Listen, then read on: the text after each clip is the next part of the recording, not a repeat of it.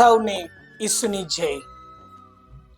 માં મરિયમની નવ સંધ્યાની ભક્તિમાં ભક્તિભાવથી ભાગ લેવા સૌને આમંત્રણ છે. માં મરિયમની કૃપા અને આશીર્વાદ સૌ પર રહે તેવી પ્રાર્થના.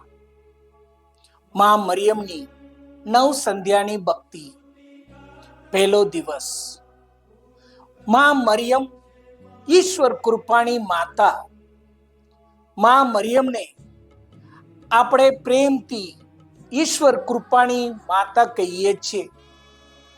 તેમનો જીવન પ્રવાસ આપણને શીખવે છે કે કૃપા એ ફક્ત આશીર્વાદ નથી, પરંતુ જીવનને પ્રેમ અને નમ્રતાથી જીવવાની ક્ષમતા છે. માં મરિયમ નમ્રતા અને વિશ્વાસનો પાઠ શીખવે છે. વધુમાં પ્રભુની ઈચ્છા સ્વીકારવી એ જ સાચી કૃપા છે.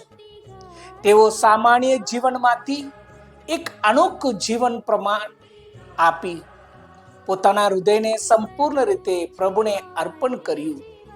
તેમની નમ્રતા, શાંતિ અને સેવા એ આજે પણ આપણું માર્ગદર્શન છે. મરિયમની કૃપા દરેક કાર્યમાં દેખાય છે.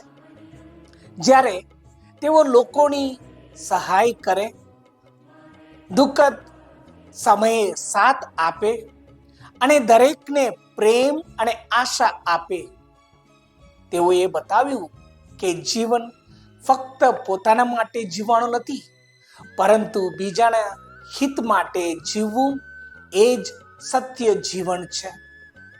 મરિયમ આપણને શીખવે છે કે કૃપા એ નમ્રતા, વિશ્વાસ અને સેવા દ્વારા આગળ વધે છે.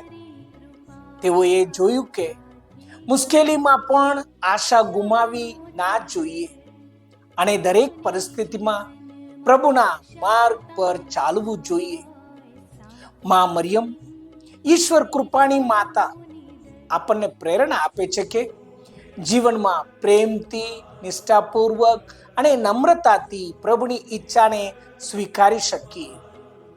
તેમના જીવનમાંથી આપણે શીખીએ છીએ કે સાચી કૃપા એ આત્માના ઊંડાણમાંથી વહેતી પ્રકાશની જેમ છે, જે આપણા જીવનને હંમેશા ઉત્તમ રીતે જીવિત રાખે.